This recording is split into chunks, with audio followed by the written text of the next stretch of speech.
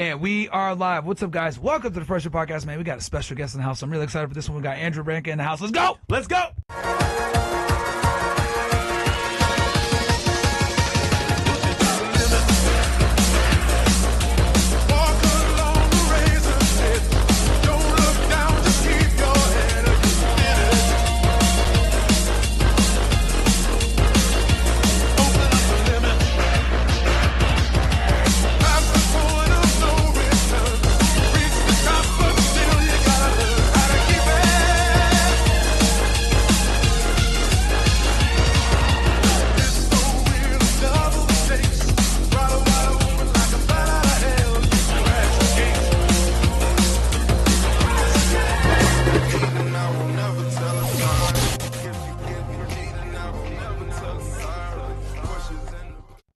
We are live. What's up, guys? Welcome to the Fresh Air Podcast, man. We got a special guest in the house. I'm really excited for this one, man. We got Andrew in the house.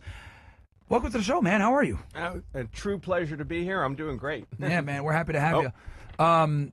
So I got familiar with your content pretty early, a couple months ago, and I remember, just so I kind of give you guys the Batman origin story here, was, as you guys know, after the election last year, Nick Fuentes says on Twitter, "Your body, our choice, forever." Tweet went viral, went absolutely nuts. People started going to his house. Someone tried to actually assassinate him. Death threats, everything, right? Dox his family, whatever. And one of the people that went to his house was this weird, strange woman who went to his house and he pepper sprayed her. And in my eyes, when I looked at it, I was like, yo, this is 100% clean, the use of force. Like, she walked up to his house. He had been threatened the entire week. You know, I think it was a reasonable use of force. And I came across your video. And in the video, you really, articulated in a very strong fashion where, hey, look, when it comes to self-defense, you don't go on, 20/20 hindsight. Rather, you go on the facts that were presented to you at the time that the use of force was done and would a reasonable person behave that way. Right. And like, you don't need to be correct. Yes. You could be wrong, and it can still be a lawful use of force. You just have to be reasonable in what you're doing. In other words, there's reasons for what you're doing. You're basing your decisions on facts, information that you have. And then right there, I was like, wow, this is awesome stuff. So I subscribed to the channel, and I've been trying to get him on. I went on Timcast, and I know you had went on there, and I was like, guys, can you give me his information so I could get a hold of him? And we were able to connect, and you're here now, and I'm really happy about it. I'm excited. So I know who you are clearly, but the audience might not. For the people that don't know who you are, can you please introduce yourself? Sure. Well, I'm best known for my self-defense law stuff. Law of self-defense is my law practice. I've been doing that for 34 years, a member of the U.S. Supreme Court Bar, and I both represent people in court in self-defense cases and spend most of my time actually teaching people how to be hard to convict, how to be an unattractive target for prosecution if they're ever compelled to defend themselves, their family, or their property against some criminal predator. The other thing I do is legal political commentary on YouTube. I have a channel there, The Andrew Branca Show.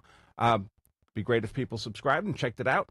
Talk about lots of the lawfare cases against Trump, the stuff like Abrego Garcia, the immigration case that just came out today. And that's really it. Cool. I guess we could start there. We could start with Abrego Garcia. Can you give people the quick statement of facts, and then we can kind of go into what's going on with that and how it's pretty significant. So Abrego Garcia is a guy who came to the U.S. unlawfully, and he was given a final order of deportation, I think in 2016, which means you're supposed to get out of the country. Mm-hmm. And normally they give that to you, and then they leave it to you to get out. They trust you to get out. He didn't get out. He stayed. The one thing they did for him was they gave him what's called an order of withholding. He said, listen, if I got to be deported, don't make me go back to El Salvador. There's gangs there who don't like me. And they said, all right, well, if we're not going to deport you someplace, we're not going to deport you to El Salvador. And then he stayed in the U.S. for like another 6-7 years. Do you have citizenship in another country or no? No. Okay. But if you're not allowed to be in the U.S., they can send you anywhere. Okay. It doesn't have to be to your nation of citizenship. Okay. Normally, they send you to your nation of citizenship, but he asked not to go there. Okay. And then he unlawfully stayed in the U.S. for another, 6 years, living in Maryland, despite having an order of deportation. Yep, from an immigration judge. And then something changed. The Secretary of State, Marco Rubio, said, hey, anyone who's, I believe it was MS-13 member, is now designated to be a terrorist organization. Anyone who's a member is a terrorist. Mm-hmm. And he had been designated an MS-13 member years ago by the immigration courts. At the time, they weren't a terrorist organization, but now they were. And so once they were, you don't get to have a withholding order anymore. Gotcha. It's not valid. So at that moment, he had to be deported from the U.S. So they went and they grabbed him and they deported him to El Salvador. Well, some legal groups didn't like that. They went to federal court to try to fight to get him back into the U.S. And that's what we've been doing now for months and months with this case.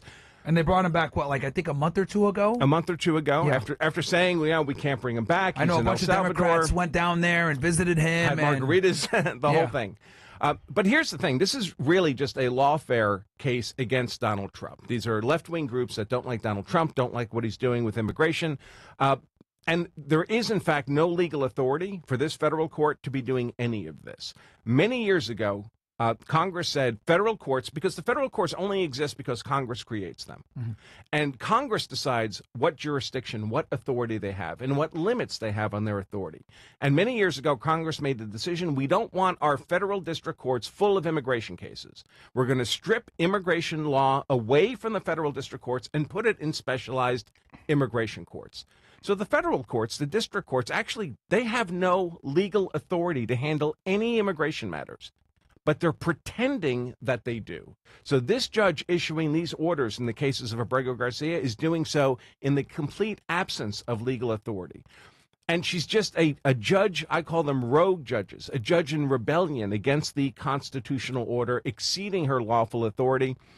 And every time these cases end up working their way up to the Supreme Court sides with Trump. Yeah. He's winning every time it gets up to the Supreme Court. But what they're doing is a delaying action. Yeah. They're slowing down his agenda. Now, whatever you may think of his agenda, however you may feel about immigration, he is the elected Article II executive branch president of the United States who has legal authority to do certain things. Yeah. And immigration is one of them where he has authority, the immigration courts have authority, and these federal district court judges just do not.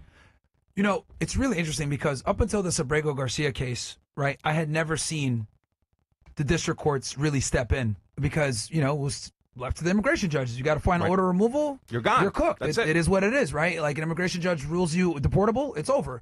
So it's really interesting to me how the district courts, the only time I've ever seen Title VIII stuff or INA stuff come into a district court is if it's criminal, right? When I was an agent, like, someone human smuggling or, doing some other, illegal reentry, right? 1326.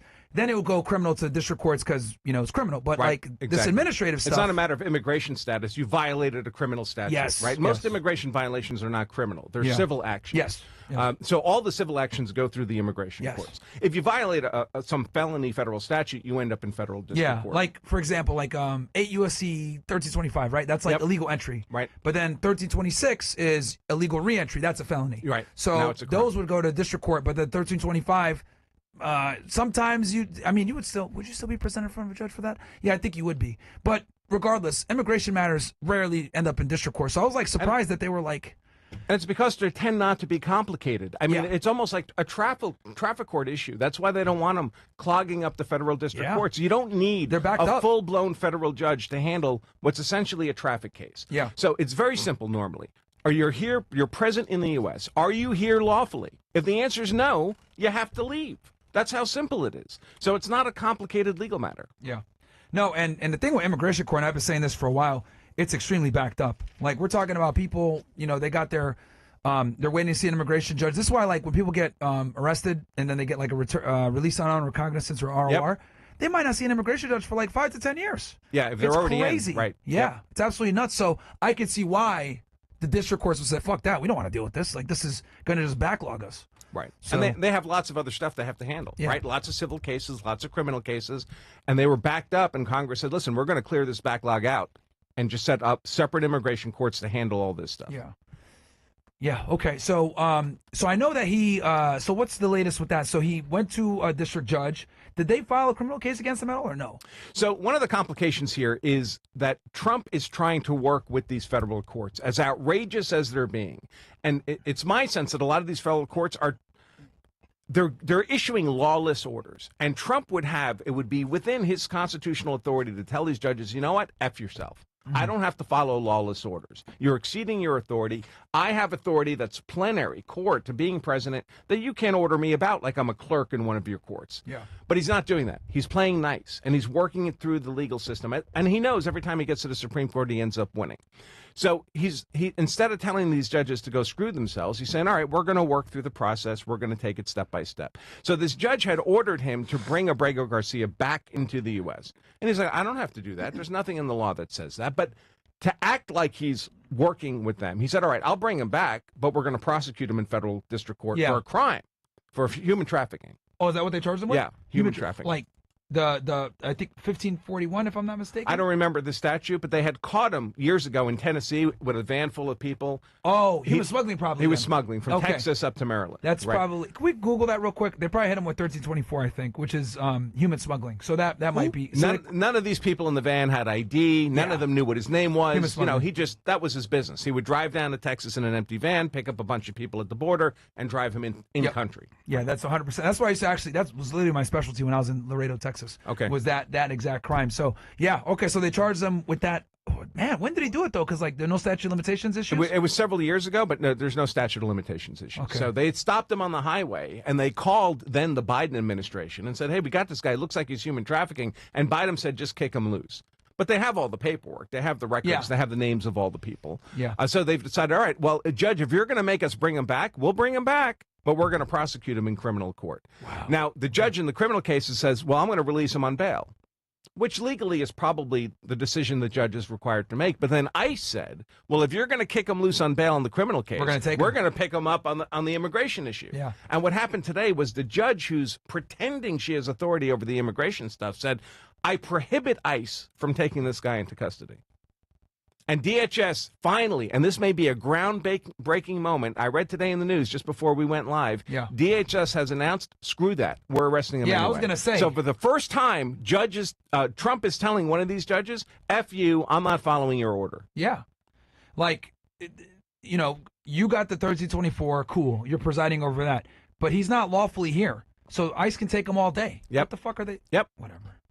That's wild, man. And then they could choose if they want to give him a ROR, but the judge ain't going to choose that. Like, and if you let him go, he's not here legally. Right. They're not going to give him ROR. He's been living illegally in the country for years. He obviously is not obeying the law. Yep. So why are they fighting so hard to make sure he's treated with respect? Because I think this is kind of like out of their zone, no? Why do they find it so hard to do what? Like, let Trump do what he has to do. But they just hate Trump. So these are all judges that were appointed by Obama. They were appointed by Biden. They're just on the opposite side politically. Got it. So from the Democrats' perspective, they've lost control of the Senate. They've lost control of the House. They've lost control of the presidency. All they have left is all these left-wing judges that are loaded into the judicial branch. Got it. So that's the only club they have left to fight Trump's agenda, so that's what they're using. Makes sense. All right.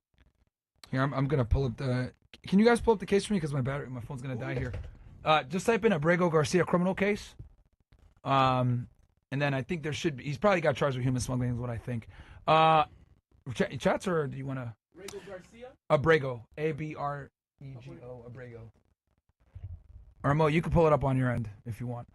It'll come right up on Twitter, for sure. Yeah. Yes. On X, sorry. And what they charged him, like a month ago or something like that, if I'm not mistaken, when they brought it back? You know, I lose track of time because I follow so many of these cases. It might have been a couple of months ago, but it's relatively recent. Okay.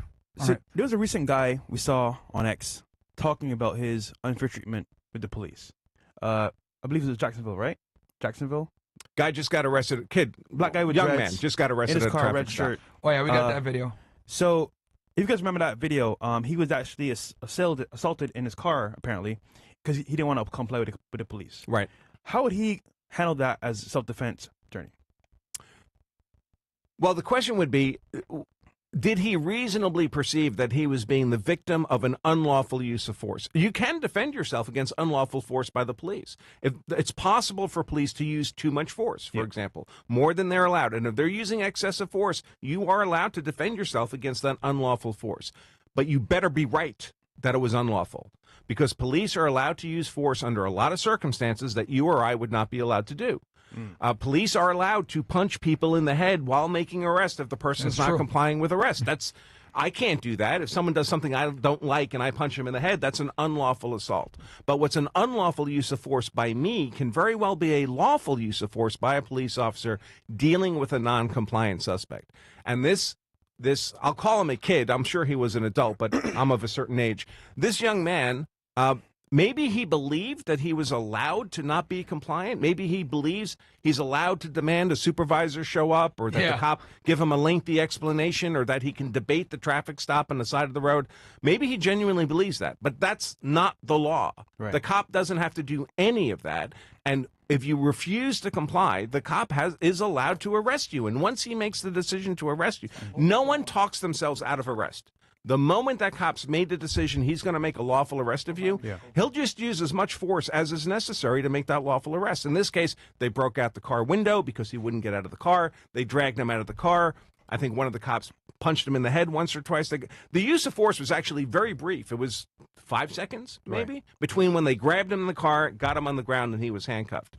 But it looks ugly because uses of force always look ugly. They never look present. And this young man in the car, he recorded some of this from the perspective of his cell phone camera. And from that perspective, it looked terrible. Yeah. Because you didn't see everything preceding before that the event. So all you see is the window smashing. He gets grabbed out of the car, thrown to the ground. It looks terrible. But when you watch the longer body-worn camera footage, this young man had every opportunity to lawfully comply, present his license, do all the things he has a legal duty to do. You're required to do those things. And he didn't do it. And he just refused. Yeah. And if you refuse to do the things you have a legal duty to do, you're subject to arrest. And if you refuse to comply with arrest, the police will use whatever force is necessary to compel your compliance. Yeah, people only saw the video clip where he posted. And we have it here. Let's pull it up real quick. That's that what we they- can, It looks nasty. The cell phone video looks nasty. the cell phone really one bad. looks bad. But Really as bad. always, there's more context to it. So, actually, this is why. So I go here. Black people wonder why they get fucked up by the cops, but do stupid shit like this. You morons need police brutality. You morons create police brutality by being non-compliant retards. Hey, man, you guys need to follow me on X if you guys want more, uncensored takes like this. Let's make it big on our end, Mo. All right.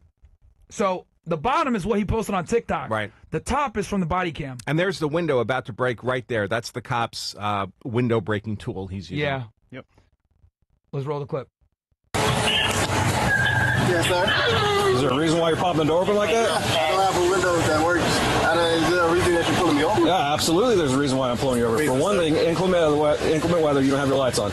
Two things, you're not wearing your seatbelt. It's daylight. I don't need the lights. And it's not weather. It's not raining. Oh, this is inclement? It's not raining. Okay, I'm not arguing with you. I'm telling you why I'm pulling you over. Give me your driver's license, registration, proof of insurance. No, call your supervisor. Why? Excuse me? Call your supervisor. Why did you pull me over? 37, 35. I'm proper driver. I've already told you. Why did you pull me over? Step out of the vehicle. No. Step out of the vehicle. Day. Yep. I almost think there's either he believes he's allowed to do these things, like he's been miseducated on what he's required to do. That can happen. Or he just wants to be viral. Yeah. And the other thing, too, I tell people all the time, like, bro, when the cops stop you, there's no debate. Shut the fuck up There's and do no what they say. conversation. Right. There's nothing to talk about, man. And all you're doing is making things worse for yourself, trying to argue with them. Like, let the lawyer do that when you get to court. You shut the hell up and you comply. All right? And by the way, it turned out, the cops didn't see it until after he was cuffed up, but it turned out he had a large unsheathed knife on the floorboard right at his feet. If the cops had seen that before they got they him would've out of lit the his ass car, up. he could well have been shot. Yep. Yep. Absolutely. You know, let's keep going.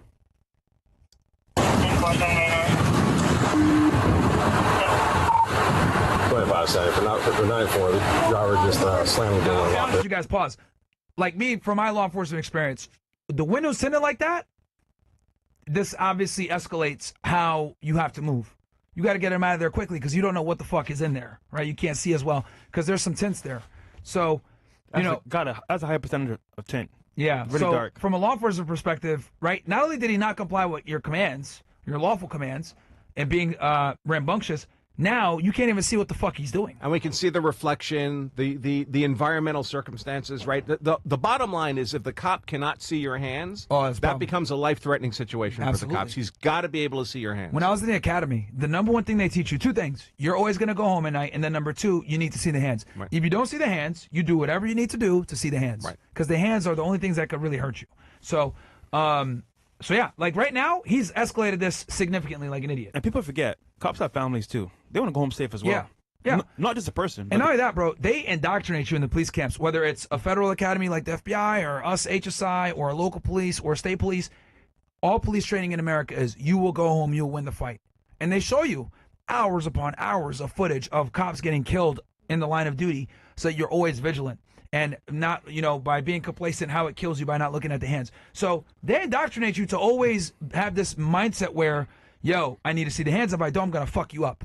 Because at least with us, you look at it like the controls in our hands, we ain't going to kill this guy, but we don't know what the fuck he's trying to do with us to a degree. And, right? and it's for good reason. So every traffic stop is dangerous for a cop. Right? He doesn't know that person. He doesn't know what's in the car. Absolutely. People have weapons in their car. But if the person's cooperative, the cop stays cool. Yep. Right? But the moment this happens and the person becomes obstructive, now the risk to the cop goes, not just the cop, but also to the suspect, goes through the roof. Yep. I cover a lot of cases where the scenario goes sideways like this and somebody ends up dying. Yeah, absolutely.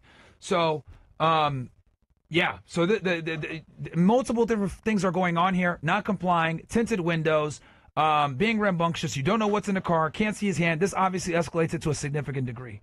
We'll keep playing it. I've already told you. Okay. Right now you're under arrest for resisting. This is something that I'll say. I guarantee you, because Jacksonville has a lot of bad neighborhoods, right?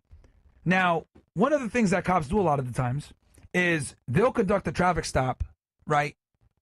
But they're being proactive to try to detect crime. Yeah. Right. And we don't know if this is a violent neighborhood or a dangerous neighborhood or not, but that would also add to the threat level as well. If they're pulling him over somewhere where it's not the best area, or we know he might be a member of a gang, because Jacksonville has a huge gang problem. Yeah. Huge. So that's something else to also keep in mind, is that police officers, conduct traffic stops all the time, to kind of prevent crime and pull people over, figure out who they are, etc. It's an investigative tool that they utilize a lot. Yeah, so I never actually knew you were in law enforcement until just now when you mentioned it. But you'll know that, of course, cops have to have reasonable suspicion to stop you. Now, if you're in a vehicle, there's almost always something they can come up with for reasonable and that's on suspicion, purpose. Right? But if there's a light out or the wipers aren't on in the rain or whatever, you didn't use your blinker to change lanes, they need some legal excuse to pull you over. But often there's a broader reason to pull you over, investigative purposes, because a very high percentage of traffic stops for little ticky-tacky reasons turn into bigger offenses. They find contraband, they find weapons, they find warrants. And so, as you say, it's an investigative tool for them. And this car, by the way, had a lot of body damage on it. Like the hood is buckled up, it has front end, it's got dents all over. So this cop might have been thinking, oh, maybe this is a DUI. Maybe this guy just got in an accident. So that's not good reason to stop him. Lots of cars have dents, but he didn't have his wipers on, didn't have his headlight. I can stop him for that, and then I can see whether or not this might be a DUI accident situation. Absolutely. I mean, I'll give you an example. So when I was on a job, right, what we would do is we would let a bad guy do a drug buy, right? We would maybe do a controlled purchase of firearms or drugs or something like that, and the individual would drive away. We'd have a trooper stop them an hour or two later, right, as they're driving home, ID who they are. Okay, I'm going to cut you guys a break. You guys have the window tinted. Just get it fixed, okay, for me? Boom, let them go. They think they got off scot-free, but now we know who was in the car, who the bad guys are, further the investigation that way. So it happens a lot where you'll do traffic stops, you use a uniform guy to do it, but you'll use it to identify everyone that was in the vehicle. Right. So it's a huge investigative tool, man. We used to do this all the time. Call it cover stops. So we can keep going. But yeah, this is active policing. You know what I mean? Being proactive is good. You understand? You're under arrest for resisting. The longer you take us on, the worse it's going to be. Open the door and exit, or we are going to break the window. Open the door and exit. You are under arrest for resisting. Open the door and exit. You are under arrest for resisting.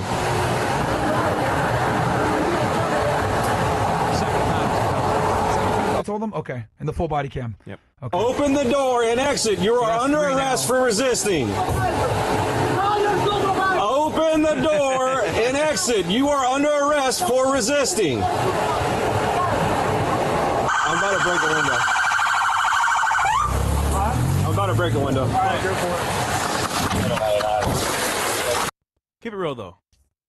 Do you need that many cops? You do, and I can tell you why. Because the more cops, The faster you can secure this person, the less risk you have of it escalating to deadly force. So a lot of times, if the cop stays by himself, if he doesn't call for backup, he gets in a fight with that suspect, and he loses the fight. The suspect gets control of his gun, or the cop's afraid he's going to get control of the gun, and the cop has to shoot him. I cover lots of cases like that. When you have overwhelming force, you get lots of hands on the suspect. You can get him cuffed up, and He's actually safer.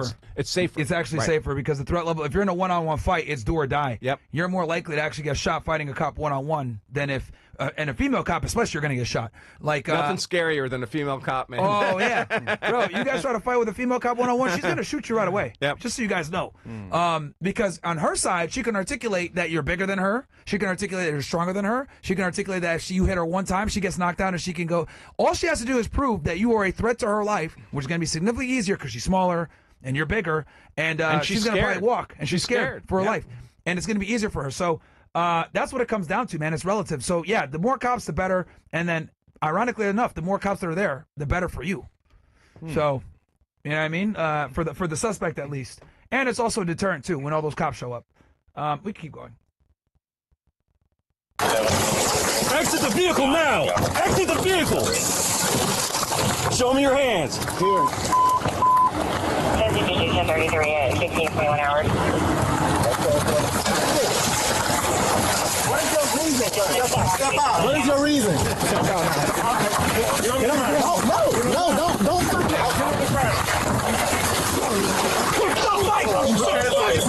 Put your hands behind your back. Hands behind your back. Look, I ain't gonna lie. He deserved that 100%, fucking dumbass. 100% deserved that shit. Some of you guys in the comments like, oh, bro, those excessive force. No, he fucking deserved it, bro. You know, I would you ask do dumb him, shit like that, you deserve to get fucked up. I would ask him how that concrete tastes. Just kidding. He actually got an abrasion on his lip. He deserves it. Really?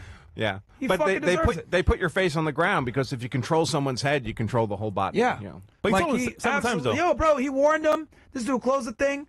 Bro, he deserved to get fucked up like that. And people always fuck around and then they find out, then they cry. Oh, what the fuck? This 100% clean use of force. I think the chief actually defended the cops too, didn't he? Well, the chief said this has already been decided. It's not a criminal matter. So they didn't violate any criminal laws. The chief is still exploring whether there might be an administrative policy violation. Yeah.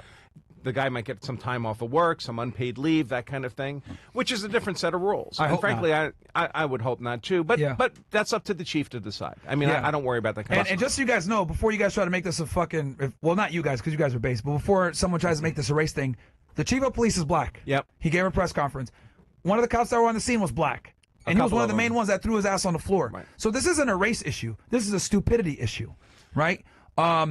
The bottom line is that in almost all cases, it's not the police officer or officers who are making the decision about how much force to use. It's the suspect that is making the decision about how much force is going to be required to get him to comply with lawful commands. No, and I'm glad that you mentioned that because I always tell people, right?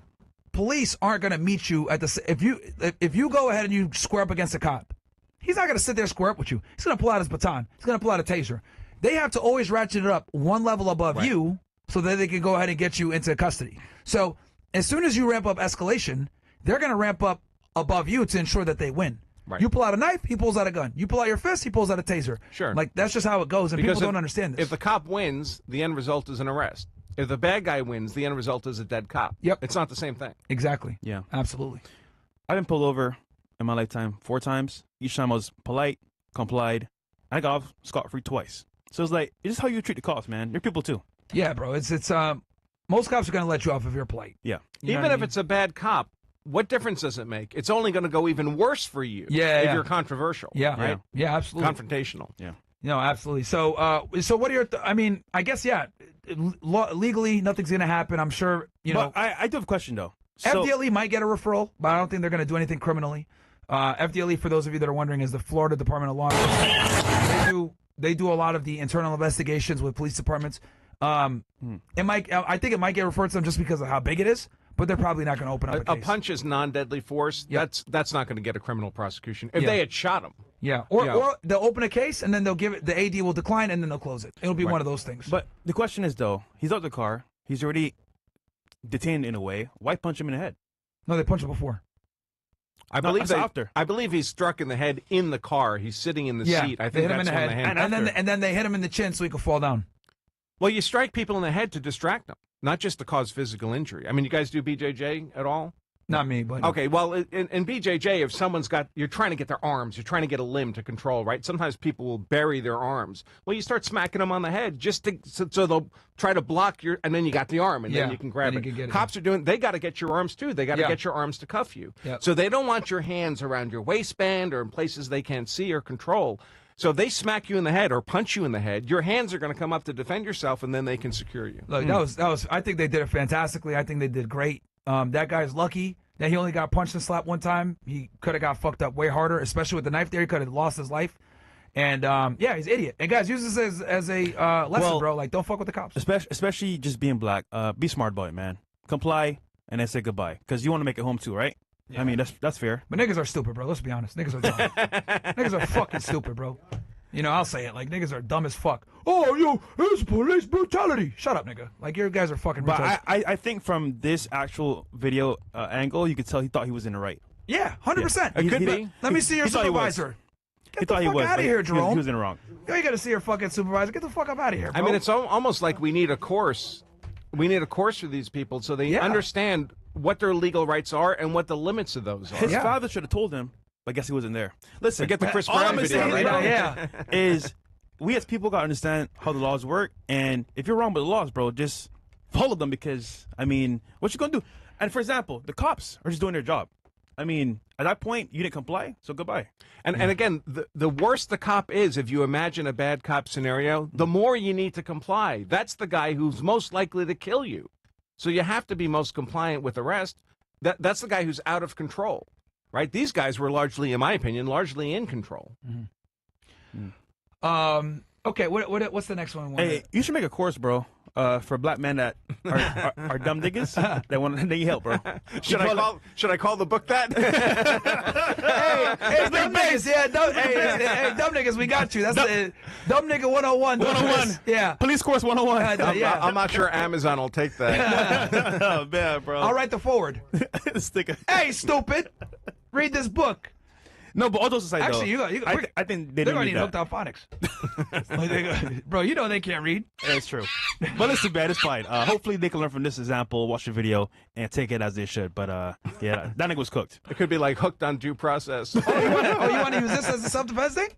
Oh yeah, I want to. All right, yeah, go ahead. We'll use the scenario. So listen, Andrew, I am a proud black man that's been living life on the edge for a while. Very black. The problem is that sometimes, you know, women get irate, they get upset, and they act out in many different ways. Usually it's with force. Now, in this example here, we're doing a live podcast. This lady gets upset from some words and chooses to use violence against this young man. Yeah. Sorry, older man. Now, Women are more violent than men. yes, 100%. Yeah. Yep. Now I want you to watch this video, and if from your experience, tell me how he should have reacted, or he should have reacted in this case, because it should be self-defense. But Okay. we can play it. There we go.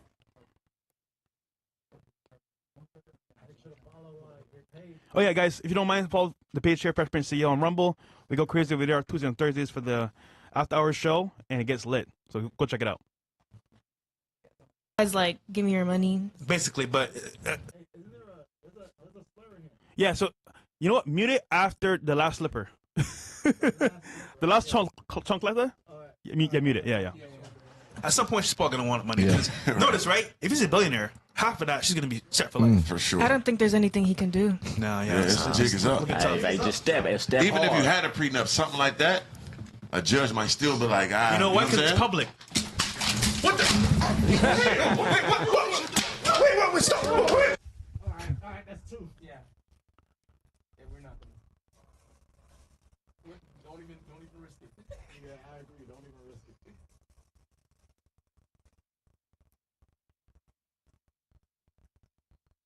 Okay, so how would somebody react to this? Yeah, I guess what would be lawful? Yeah. I guess what would be a lawful If he used response force, to this? Would that have been okay, or how would somebody? So the first thing I'd say is, in my opinion, just from a practical perspective, he did absolutely the perfect thing, right? He didn't engage with her.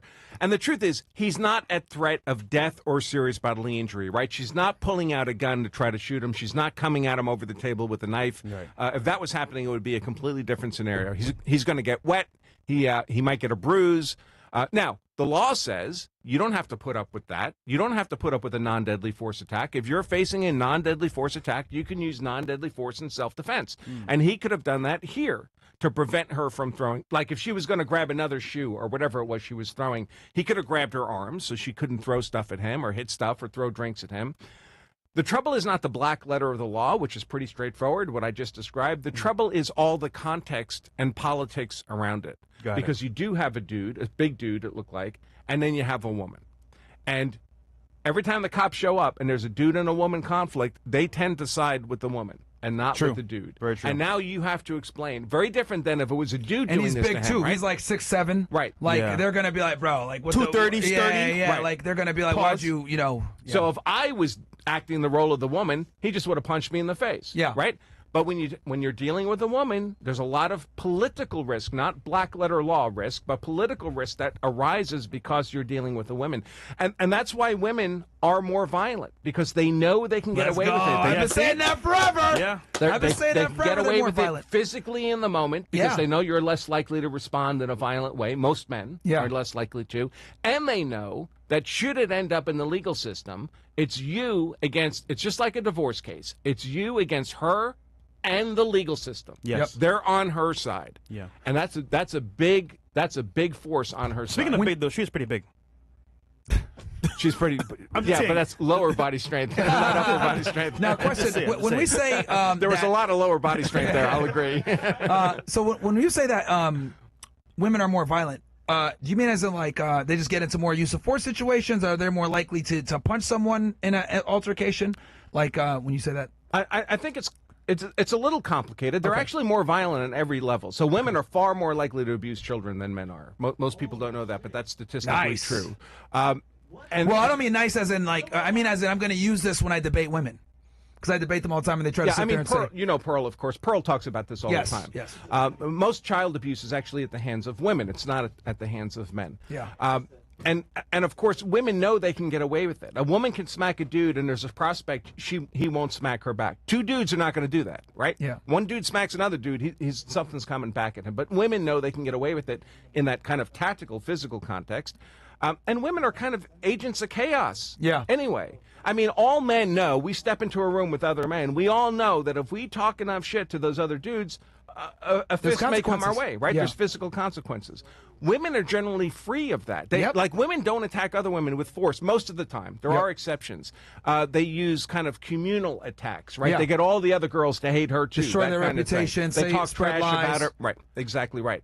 But And when you they know- resort to violence against men, they know they can get away with it, and that's why they do it. I've noticed that like because I was talking about this, how in domestic violence situations people tend to think that men just beat on women. It's actually the other way. When there's one-way violence, it's typically from the female to the guy. Man, I've lived it. I've had it happen to people me. say that people say that I'm lying when I say that. I'm like, no.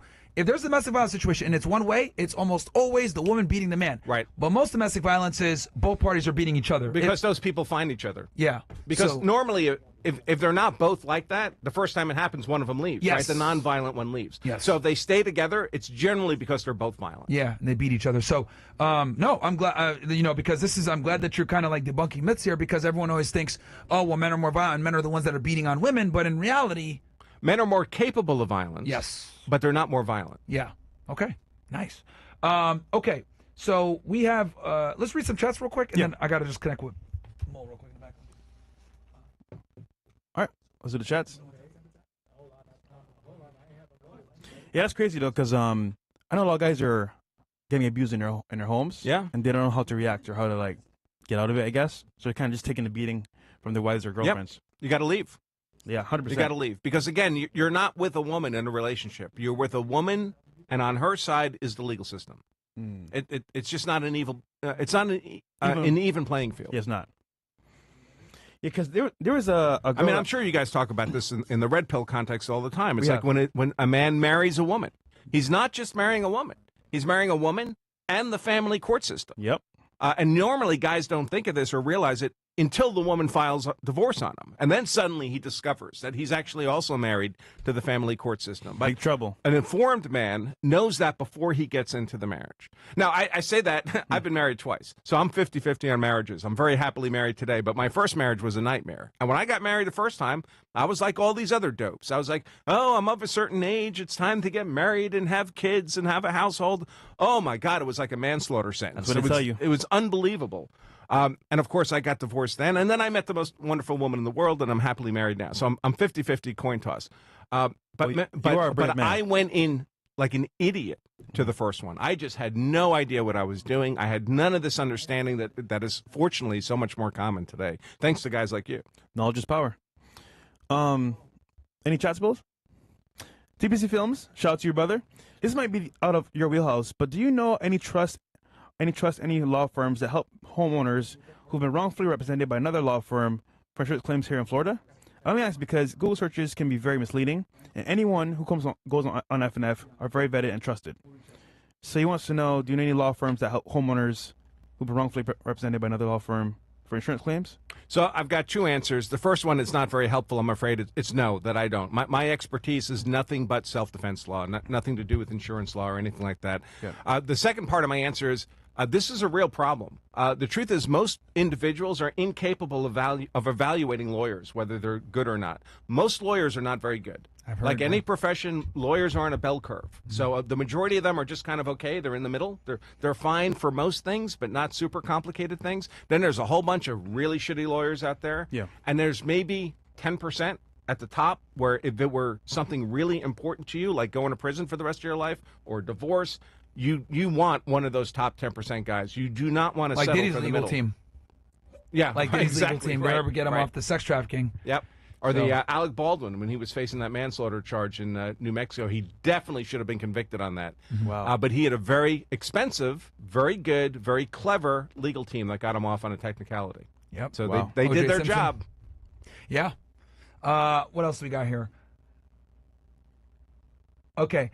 The punches were uncalled for on all accounts. There was 6 cops, 1 suspect. I'm not condoning his actions, but the cops abused their power. I'm not sure how anyone could condone this from the cops' body camera. 2 cops struck this dude, then slammed his head into the concrete. Yeah, P8, bro, let me just be honest with you. You're stupid, and you're a bitch. Bro, like, see, here's the thing. It's always interesting to me how people that don't work in law enforcement or people that don't deal with these types of rambunctious people try to sit there and Monday morning quarterback. The punch was absolutely necessary because the guy wasn't complying. They needed to get him down to the floor. It doesn't matter how many officers are there. They need to get him down as quickly as possible because just like Andrew said, the longer the interaction happens, the more dangerous it becomes. It's for his safety to get him under custody quickly. The longer it runs, the tireder people get, the more scared they get, the more they're going to escalate to a higher degree of force. I often, frankly, I think it should be required for men to engage in some kind of combat sport activity, BJJ, boxing, something, where you're forcibly having to resist someone else's efforts to control you or to strike you. And people don't, because if you don't do that, you don't understand. Like I saw images of you boxing, right? You box for 3 minutes. Yeah, you're it tires you out. exhausted. You are totally spent. And if this is a fight for your life and that's happening, you know you're getting spent. And you know you're running out of energy. And you know you're losing your ability to defend yourself. And that's when cops end up going to the gun. Yeah. So if you can avoid that by getting control in 5 seconds instead of 3 minutes, everybody stays safer. Yeah. Interestingly enough, the more cops that show up, the more safe you're actually going to be as a suspect. Right? So everyone has body cams on. I didn't know that. Yeah, dude, 100%. So actually, them coming in droves and numbers saved his life, because he could have resisted and then he could have. Well, I'll tell you this. So the way it goes is, the less cops there are, the higher they have to escalate their use of force to get them into custody. Yeah. But if it's 3, 4 of them, they don't have to fuck them up as hard to get them to comply. Overwhelming force is always safe. Like the FBI, for example. When the FBI makes an arrest, they almost never lose an agent. Why? Yeah. Because they go there with a team of people. Oh, and we go there. When we used to do arrest warrants, we're bedding him down. We know where he lives. We hit the door at 6 a.m., right? We know exactly where his bedroom is. We're catching him when we have the advantage. And the whole purpose of that is to minimize risk. As much as people sit there and say, oh, well, the cops just want to fuck people up. Actually, no. You want to get them as quickly as possible. You don't want to get into shooting, bro. It's a nightmare. Internal Affairs comes in, the state and local police come in, they're investigating it, they take your fucking gun from you, you're on desk duty. No one wants to get into shooting. And you could go to prison for the rest of your life. You could be the next Derek Chauvin. Yeah. So cops actually don't want to fucking get in shootings as much people think they do. It could be a life ender, a career ender, right? And then you're going to have to go ahead and deal with all types of shit. And then after, let's say you get cleared, you can still get sued by the family after the fact. So shootings are not worth it whatsoever. Nobody wants to get in it. So when they go ahead and they use this force and take this guy in, it's actually to his benefit. So like when this guy, and it's always civilians, right, that say some stupid shit like this. Oh, well, that was overkill. You didn't need to do that. Bro, you fucking Monday morning quarterbacks and never been punched in the face. You've never dealt with a criminal. You never had to put yourself in a situation where you got to put someone into custody that's resisting against you. Shut the fuck up, honestly. And it's I'm very not going to be as polite about it as Andrew. Shut the fuck up. A lot of you guys don't know what the fuck you're talking about. It's very common now when a police officer ends up shooting someone, especially if the person dies, their career is effectively over. So when I was a young attorney, there were lots of cops out there who'd been in 5, 6, 7, 8 shootings over the course of their career. You don't find those guys anymore because they don't exist in law enforcement. Yeah. The moment a cop's involved in a fatal shooting, he's sidelined in his career. Absolutely. Because they want to make sure that they're never going to have to defend that guy for having shot the 7th person or the 8th person because it looks bad. So they just don't want him around anymore. And not only that, like, because here's the thing, you're going to get an internal affairs investigation, then the state police are going to come in and do an investigation, and then on top of that, if it rises to a level maybe where like they say you violated someone's civil liberties, then the FBI might get involved. Exactly right. So you're going to get investigated like 3 to 4 different times. Nobody wants that shit, bro. And I didn't know it was so intensive behind the scenes. Yeah, That's dude. crazy. It's a career ender a lot of the times if you shoot somebody. Like, even if you're clean, you're still going to deal with, if it's a clean shoot, you're still going to deal with so much bureaucracy and bullshit that's going to limit your career. Any promotions you had lined up, sidelined immediately. And the cost of these legal defenses is unbelievable. So, if a police officer is charged with a felony, often he loses all support from the department. So he's paying his legal expenses himself. Yep. Very common in a felony-level case, especially involving deadly force. For many of the cases I work on, hundreds of thousands of dollars are spent on legal expenses before you ever get to trial. Absolutely. Before pre-trial. And so say you do that at the state level and you get acquitted. You won. Yep. You're still out all that money. You Yep. don't get the money back. You won't. And then if the feds want to prosecute you too, now it's a second trial and you don't have any money left. Yep. I work a lot of cases where a client may be tried And twice. their threshold is less. A lot of times the FBI is going to come in with like a civil color of rights violation. Yep, which is 1983 case. Yes. Right. Exactly. That's what they did with Chauvin. They got him on that. So when there's 2 trials, either like you may have a hung jury and they decide to try you again, or you have a state trial and then you end up going to federal court, you spend all your money on the first trial to try to avoid going to prison for the rest of your life. Damn. And then if they try you again, you don't have any resources left. Yeah. I see a lot of cases where a defendant has a very high-paid private lawyer the first time he's tried, and the second time it's a public defender. Because he's completely spent. Yep. And the prosecution knows this, by the way. Yeah. The prosecution knows they can burn through your money. It's like a war, right? He knows he can kill a lot of your troops in that first trial. The prosecutor has essentially infinite resources. Yeah. Damn. Yeah. So, this whole like myth that cops want to get into shootings and all that, trust me, bro. No. Hell no, they don't. Hell no. And then I would argue even less now because of all the BLM riots and everything else like that. Who was it that was talking about this? There was a study done where they found that after all the like Ferguson, everything, they call it the Ferguson effect, where since people getting shot, especially black men getting shot, is so widely publicized and it leads to so much backlash, they've actually seen crime increase because a lot of law enforcement officers don't want to do proactive policing. Why would you? Exactly. Why would you incur that risk? Yeah. I mean, it's bad enough if your department is going to back you up. You're actually getting into gunfights with people, right? That's not a great thing to do. Yep. But if you're going to do that and then you're not going to be backed up and you're going to be looking at spending the rest of your life in prison as a cop, why would, and what are they paying you? $60,000 a year? Yeah. I mean, it's insane. I think it was Larry Elder that talked about this, but they literally call it the Ferguson effect, where law enforcement officers stop doing proactive policing. When you stop doing proactive policing, criminals are able to kind of do what they want to do, and you're only responding to 911 calls. If you're only responding to 911 calls, you're reacting. Right? And you're responding slow. And you're responding slowly as well. Right. So it actually has the opposite effect when cops are scared to do their job because they're not going to be backed up by their police department. So this is literally what's been going on in America whenever these BLM riots happen. Like, cops are like, fuck that. I don't want to go to jail. I just want to collect my paycheck, get a pension, and go home. Well, their goal is to replace cops with robots in the near future. Well, we'll see. That's their goal. That'd be tough. That's not going to be a win for the criminals. Yeah. That's not going to be, just like everyone. RoboCop. I remember when BLM argued, they were very vigorous. They wanted all these cops have to have body-worn cameras now. Well, that's worked out a lot better for the cops than it has for the criminals. Yeah, it absolutely has. So, like that body cam right there, could you imagine all we had was a TikTok clip? Yeah. It would look awful. It would look awful. Cooked. But then now that you're looking at it from the other side, bro, that dude deserved that shit. I don't feel sorry for him whatsoever, man. He's lucky they just grabbed his ass and threw him on the floor. And it's not just one body-worn camera, because every cop has one. That's another reason to call more cops. Yep. Now you have cameras from multiple angles that are all police officer cameras. Yep. Those body cams have exonerated more police officers than hurt. I'm for just glad. sure. I'm just glad that he didn't die. He's dumb, but I mean. Yeah, no, of course. But he's a fucking dumbass. If they had seen that knife on the floor of his car before they had him cooked. cuffed up, he would have been at gunpoint at least.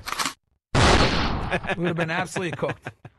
Damn. So yeah, anyway, we keep going. But yeah, bro, whoever said that super chat in, bro, I'll be honest with you, bro, you're speaking from a position of privilege and you don't understand what it's like to be a law enforcement officer in America, where you're under constant bullshit from criminals and you don't know these individuals and you're going in like cold. So I hate Monday morning quarterbacks when people say that shit. Man. Also, if robots do come into play and they find you in the streets, they have no emotions. So you're cooked either way. We've all seen RoboCop, the movie, right? Yeah. That's what it's going to be like. Yeah, 100%, bro. All right, what's the next one? All right, what else do we got here? Here we go. Your response. The simple fact the cop Same guy is the cop allowed the situation to get out of his control and they overcorrected when backup arrived. If the I think he meant to say cop was afraid for his life when the door shut, the cop would have immediately knocked out window and removed the assailant. These cops are incompetent and put their life in danger, but not control and pull over. This dude could have driven up if he wanted to. All this said, it does not allow them to assault this individual the way they did.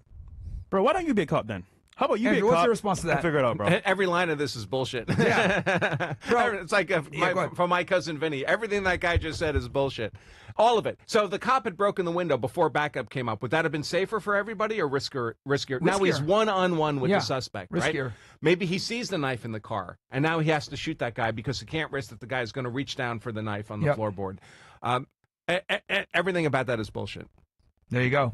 You got a former But that's law what I would enforcement- expect from a $1 super chatter. Like, you know what's funny to me? It's like you got a lawyer here and you got a former agent telling you that the cops acted fine and you're an idiot and you're still trying to argue this. Shut the fuck up, bro. Who are you? God damn. Like, incredible. But let's keep going. That's the problem. Some of you guys are fucking stupid and you guys think you're smart and you're really not. What else do we got? Like, you guys already know. We're going. If you say some dumb shit on here, this ain't like the Feel Good podcast. Like, we're going to tell you you're a fucking retard. So glad to see Andrew on here. Everyone will benefit from getting this book and watching his YouTube channel. Love the content. FNF Gang, Greg. Appreciate That's my buddy Greg Widmar, the motorcycle instructor. Shout out to you, bro. I love bikes, man. But I'm over that shit, bro. Gotta survive. For real, bro. I'm finished, dog. All right, what else do we got? Two more? All right. First, can you read these? Mm-hmm. Colonels, hey Andrew, should all men start wearing body cams daily? It's very unwieldy to do that. People ask me about that all the time, like, should I have a dash cam in my car? Should I have cameras in my house? And what I always have to tell people is, on your person would be very inconvenient. In your car, at your home, it's probably a good idea, but the real answer is, well, it depends on what's recorded. If it records you doing things right, that's great. And then you have evidence favorable to you. But if you set up cameras and then you do things wrong, that's bad evidence for you. So whether or not you should have cameras is really a function of, do you know what your legal rights are, what your privilege to use force is? If you're using force within the legal boundaries, you want every camera in the world to record that. But if you don't know what the legal rules are for use of force, you don't know if you're acting lawfully or not. And then for all you know, all your cameras are recording you committing a crime. That's scary, man. I need to read this book, bro. Holy. I don't know what I'm doing. By the way, can I mention people can get the book for free? We give this book away for free at lawselfdefense.com/fresh. Link down below, guys. Free book. And that's... Guys, he's right, though. If you're in a situation where you don't know what to do and you do the wrong things on camera, you're cooked. So most of what people think they're allowed to do in self-defense and use of force is wrong. Yeah. Most people have been miseducated. They don't know what the legal boundaries are. They're acting in good faith. They're not acting out of malice, but they think they're allowed to go to the gun. They think they're allowed to use their hands. They think they're allowed to do things, and they believe it. But it's not true. And then when it gets exposed, they end up going to prison. And that doesn't have to happen. The rules are not complicated. The rules are pretty straightforward. But if you don't know what they are, you never know if you're acting lawfully. All right. What else do we got? Any other chats? Or? TPC Films asked about George Floyd. What are your thoughts on the George Floyd fentanyl situation? Fentanyl. I think George Floyd died of a drug overdose and a very compromised physiology. He was a very sick person. He had respiratory disease. He had very serious heart disease. Criminal. He had just chewed a whole bunch of tablets when the cops approached because he didn't want to be caught with the drugs. He had very high levels of fentanyl in his blood system, and he made the poor decision to physically fight 4 cops for about 10 minutes before they got him on the ground.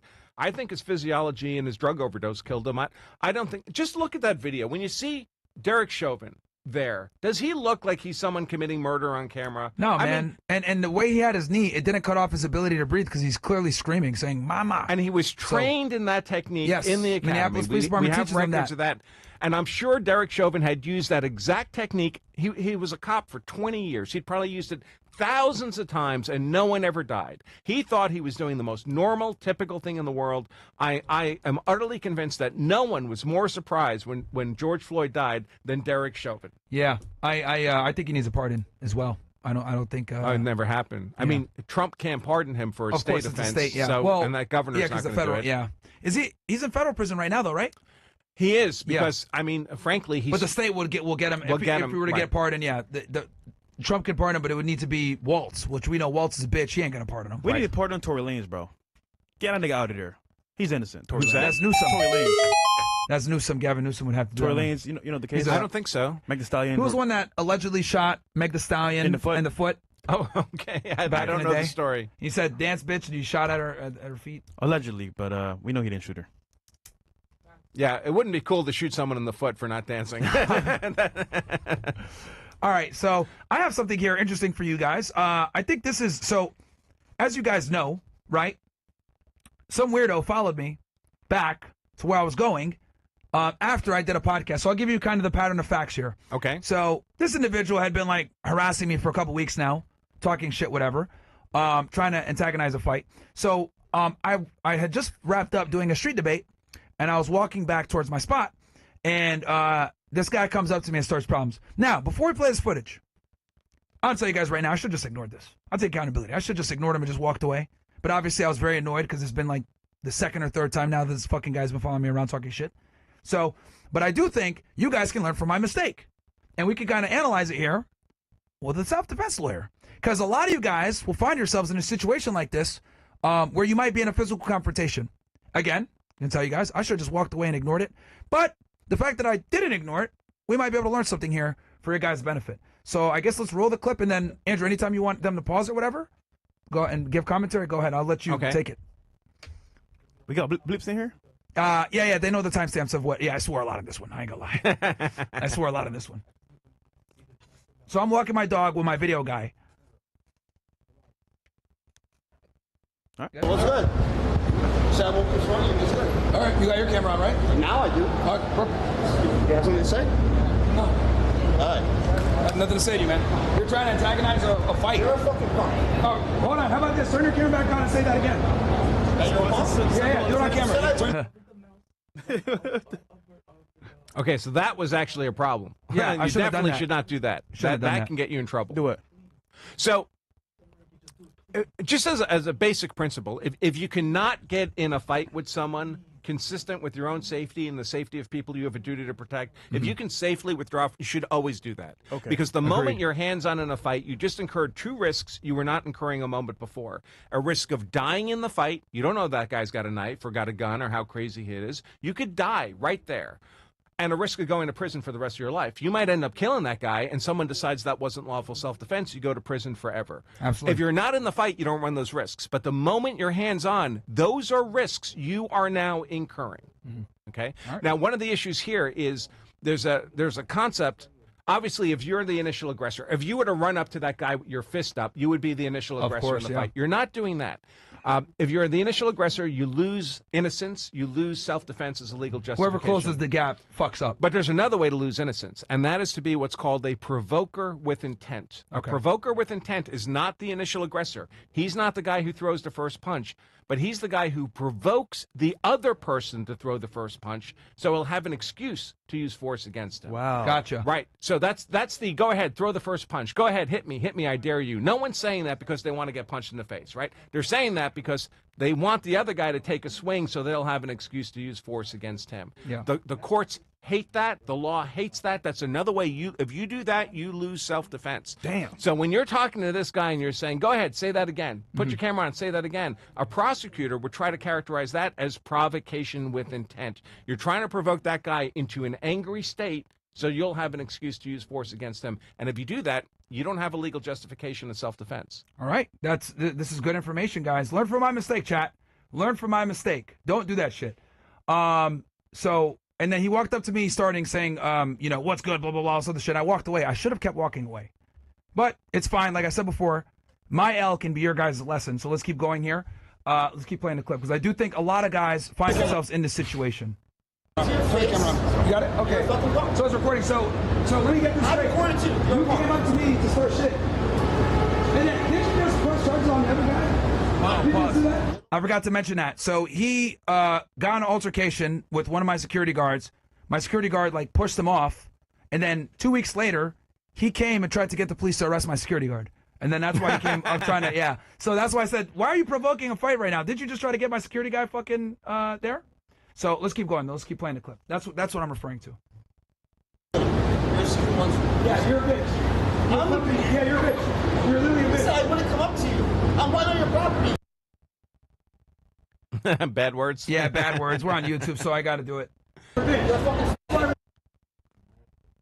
is your property. Do something. You want to fight? Come do something. No, come over here. If you come over here, I'm going to fuck you up.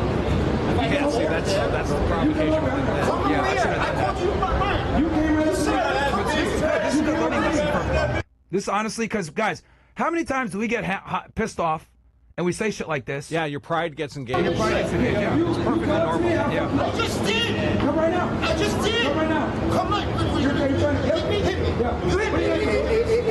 Hit me, Myron. It's all hit me. No, you comes up, right? What are you going to do? So you start trouble. You're a bitch. You're a fucking bitch. You're a fucking bitch.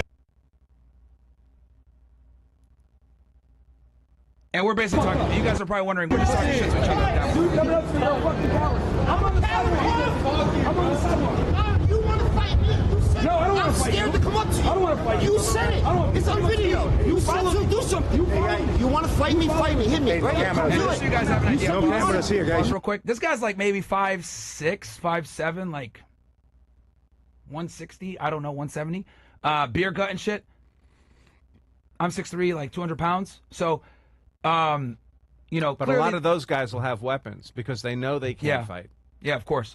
Well, and the other risk here is even if it's not provocation with intent, Yeah. it begins to look like mutual combat. So mutual combat is when two guys just decide to settle their differences with their fists, just have a traditional fist fight. Yeah. Let's go outside and settle this as men. Yeah. Well, the way the law looks at that, you're both aggressors. You're both unlawful aggressors in the fight, and neither one of you can justify your use of force as self-defense. so at this point right now, just for the it looks like audience here, mutual combat to me. it's gonna. This is so. At this point, it's gonna be mutual combat if we're to fight. Okay, all right, fair. So no Now, one has a the self-defense. truth is, if it ends up just being a fist fight, normally if the cops show up, they just send everybody home. It's not a big deal. But you never know if it's going to escalate. You don't know if that guy's going to pull a weapon out, and now you have to kill him. And then it looks like deadly force mutual combat, which is dueling. And dueling's not allowed. Is dueling? Isn't that legal in Texas? No. Dueling? No. Okay. No. There are two states, Washington and Texas, do allow for mutual combat. They take a different approach. So in most states, if you engage in mutual combat, you both lose self-defense.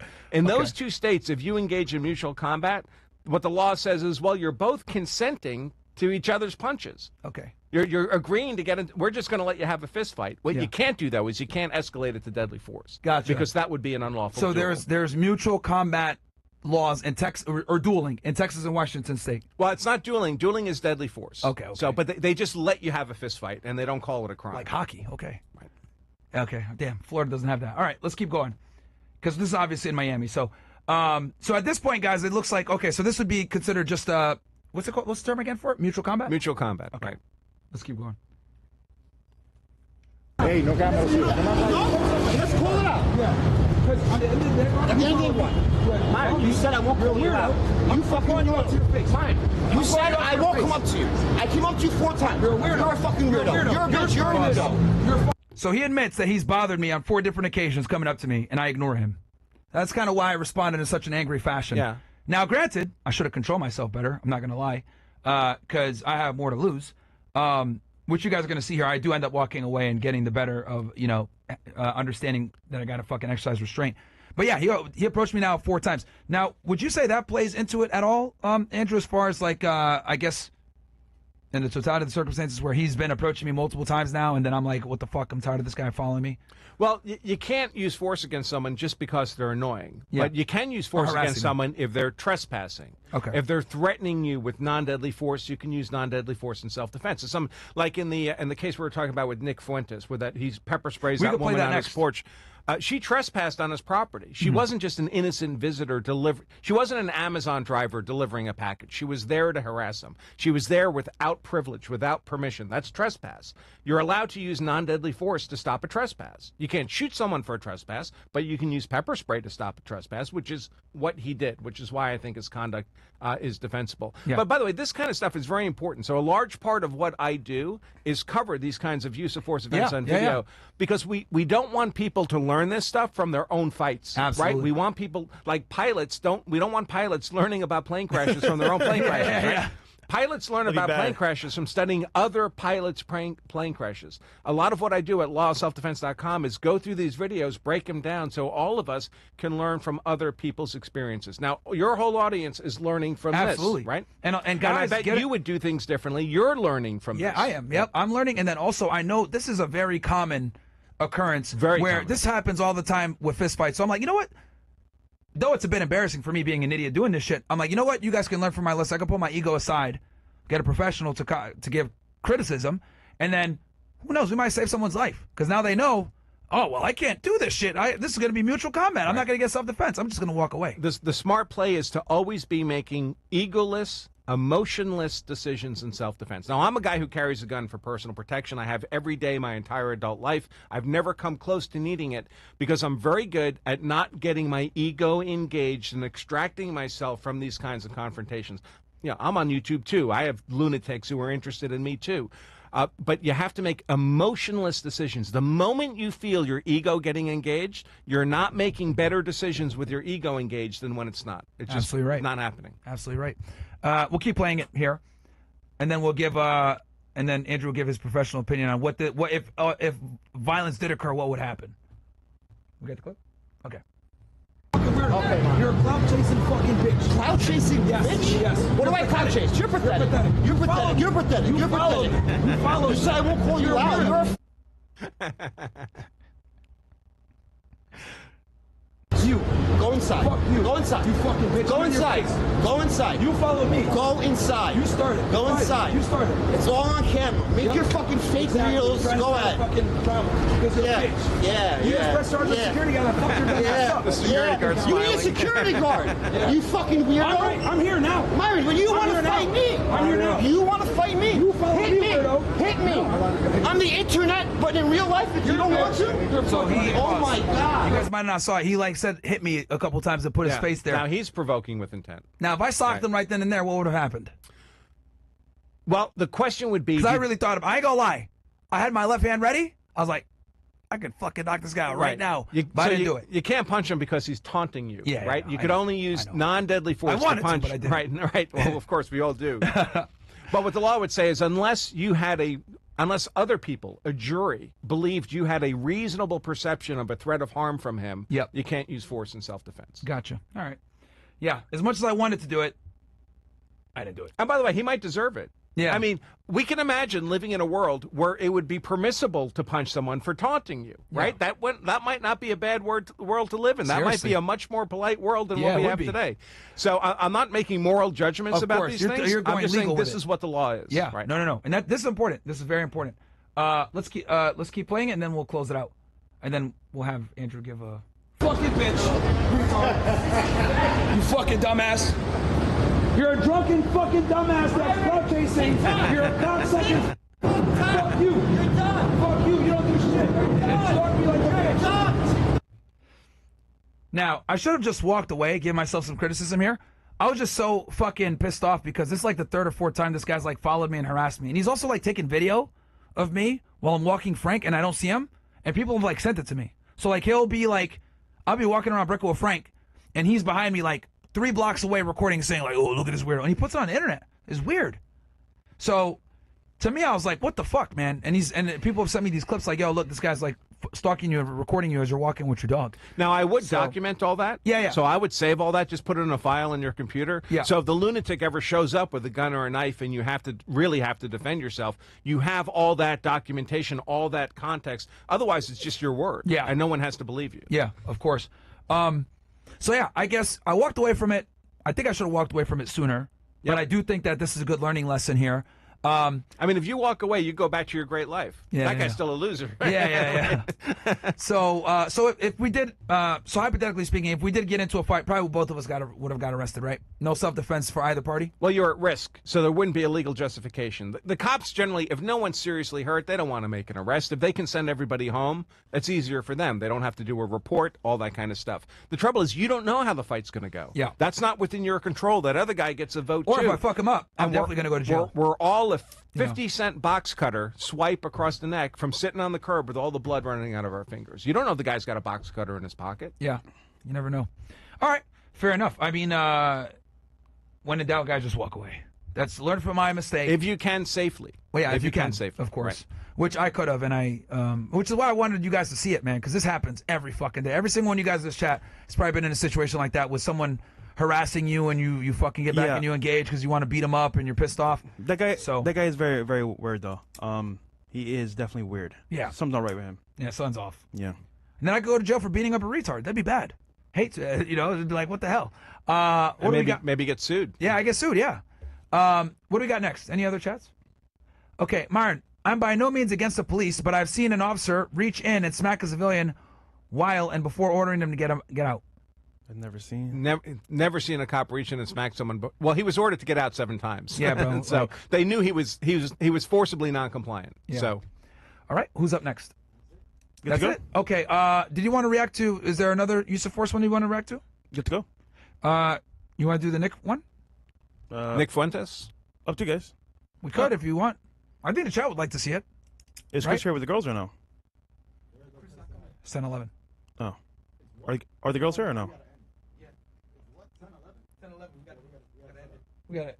Okay. You want to give him closing words? Yeah. Is Chris here? No, he's not coming. He's sick? Yeah. Okay. All that Henny got him fucked up. I guess. Something got him messed up. Yeah, he got all that Henny got him fucked up. All right. Well, yeah, Andrew. I guess I'll give you the last word then. Where can the people find you? Projects you got going on and. Awesome. First of all, thanks for having me on. I'm a big fan of your show, so I really appreciate I'm a being big fan here. of your stuff. This is a bucket list experience for me, so Yeah. I really appreciate it. Again, I do 2 things. I do this law of self-defense stuff. I help defend people in cases, and I teach people how to be hard to convict if they're ever compelled to defend themselves. We give this book away for free, folks. That's how important we think it is for you to have this information. You can get it at lawofselfdefense.com/fresh. The other thing I do is my YouTube channel, The Andrew Branca Show. I do political and legal analysis Great stuff, just guys. about every day of the week. So check me out there. Give it a look. The Andrew Branca Show on YouTube. Let me ask you this then, so we can leave the guys with something like with a little bit of value. What would you say are the top 2 or 3 tips that you can give someone so that it would be very hard for a prosecutor to bring charges against them when it comes to self-defense? 2 or 3 tips. The biggest tip is to be egoless and don't get engaged in confrontations. Don't do what I did, chat. Don't be getting into fights you don't need to be getting into. That's the most important thing you can do. Only be engaging in fights that come to you that are not safely avoidable. Okay. Now, if you might do that and still screw it up. That's why we have the book, obviously. So if you can't avoid the fight, you still have to fight within the legal boundaries. But the single biggest thing I see people do wrong is getting engaged in the confrontation in the first place. Like I just did. So, which, guys, don't do that. Or road rage, or, it's normal. We're emotional beings. It's normal to feel this way about these confrontations. And I'm really glad that you mentioned the whole provoke thing. So if someone comes at you and then you provoke them to come at you even further, right, that's bad, right? Yep. It could be provocation with intent. You're trying to get them to take a swing as an excuse to punch them, or at least it looks like mutual combat. You're trying to get him to agree to have a fist fight with you. Which both ways you lose your self-defense. Right. Now, let me say this then. Let's say you tell them, instead of saying, come over here and see what happens, you say, look, man, I don't want to, if you come near me, I'm going to be forced to defend myself. Yeah, that's different. That's neither of those Giving them a things. warning. Right. Look, I don't want to have to do anything. Because you're not consenting to fight, so it's not mutual combat, and you're not provoking them to fight. Okay. So if you say something along the lines of, I don't want to fight, but I will defend myself. Yeah. That's what I would encourage. Just get your hands up like this. Very placating to witnesses. It looks very peaceful, right? Yep. Hey, man, I don't want to fight. This is a great defensive position. Okay. This is great to block blows coming in. It's great to reach for weapons on your waistband if you carry weapons. Yep. It's a wonderful defense, but it doesn't look offensive. It doesn't look like this. It doesn't look like you want to fight. And then just be backing up. Create space, create distance. A lot of times these people are bullies. They just want to control their immediate environment. And if you can walk away from the fight, that's a great way for normal law-abiding people to win a fight, is to not have to get into the fight in the first place. You won. Gotcha. Okay. So instead of saying, come over and see what happens, it should be, just stay I back. don't want to fight. I don't want any trouble. Stay back. Yep. I will defend myself. Yep. Give them a little bit of a warning. Yeah. If I have to. You might say, listen, if you keep coming closer, I'm going to have to defend myself. Yep. And you by the way, you should in your mind. So this is more of a tactical thing, but it's useful legally because it's easy to explain the reasons for your decision making, and reasonableness is one of the requirements for self-defense. But you might make a decision to yourself, like, if that guy gets within 6 feet, then I'm going to have to defend myself. Yeah. So you set up kind of a trip line in your mind. If that guy crosses that bush, that's close enough that I have to defend myself or I won't be able to. Can you tell the aggressor that? What I would tell him is not so much where the trip line is, because that might influence his own decision making, but I would tell him not to come any closer. If you come any closer, I'm going to have to defend myself. So please stay back. I don't want any trouble. But because the trouble with fighting in self-defense is you don't want to be doing it if you don't have to, right? You want 0% force if you can safely get away with that. But when you do have to fight, you have to be fighting 150%. You have to win. If you don't win the physical fight, nothing else matters, right? If you lose the physical fight, all the rest of this is just nonsense talk. Right. So for law-abiding people, it's very binary. It's like a light switch. No fighting, no fighting, no fighting, no fighting. 150%. Gotcha. Dead men tell no tales. Yeah. All right. I mean, hey, man, guys, learn from my mistake. That was a lot of excellent information. Right now, even my mind, I know how to deal with this in a better state. We learn every day. We didn't know. And now we know. I'm glad that we have a professional here that can literally break it down or whatever. So, and again, that situation that I was in, guys, some of you guys have probably been in that situation throughout your life multiple times. Every one of us. I'm glad that we're able to break that down. That might save somebody's life. That guy's very weird, bro. Yeah. Very weird. Idiot. What else we got next here? Okay, 557K viewers in 3 days. We're fucking growing. Fixing. Yeah, bro. People really like that episode. That clip. So let's go. For personal experience, an ex-girlfriend ruined my life with a false physical assault allegation. Is there a way an attorney can utilize studies suggesting that the perceived likelihood of false accusations by women is often overestimated in the legal system, especially when a lack of concrete evidence is present? No. Sadly. Because the parties are going to be judged as individuals. So what you can do is, if the woman has a pattern of bad behavior, just like I said, document this crazy dude. Yep. If a woman has got a pattern of bad behavior, document it. If she's sending you crazy emails and text messages, document all that so you have a record of it. The best thing to do, of course, is just escape the woman, right? Remove yourself from that scenario. Yeah. All right. And then there was one more, right? There's no JJ that's worth going to jail over. This is W show. You're right. No JJ. 100%, bro. W show from Whole Station. All right. Cool. Guys, we're going to be back with some lovely ladies for after hours. And what? Speedy? Yes, and hopefully. All right. What are the best tools for self-defense to protect me and my family as someone who's much smaller than me, 5'10"? Get a gun. Hopefully, forget when and where it happened, but I saw this one police department bring a news reporter to show them the reaction time. Yeah. And the police have to react to life and death situation during a police stop. Needless to say, the news reporter was put on the cop's shoes the whole time and realized how little time they had to make a decision. Yeah, I remember that. I know exactly what you're talking about. They put a bunch of newscasters in use of force situations that cops are always in. All of them shot their guns. Yeah, when they do that, the journalists shoot everybody. Yeah. You know, so this is why I have civilians. This is why I have such little respect for civilians, like the other retard that came in and said, "Oh, that was excessive, whatever." Motherfucker, you've probably never been in a fight or a life or death situation like that before, because you're talking from 2020 hindsight. So yeah, when they did that, it was actually very eye-opening how regular people pull the trigger immediately when they're in a situation like that. Yeah, before you guys speak about somebody, put yourself in their shoes to understand full context, because absolutely cops are people too. Right. So anyway, yo, Andrew, it was great having you, man. I learned a bunch. Yeah, man, we'll see you. This was a great show. Yeah, we'd love to have you back on. Yeah, I'd love to come back anytime. anytime. A big case like this happens or something like that. Yeah. W cool. show. All right, well, I got your number, so absolutely. No, we'll be in contact. All right. Absolutely. Awesome. Later, guys. Thanks.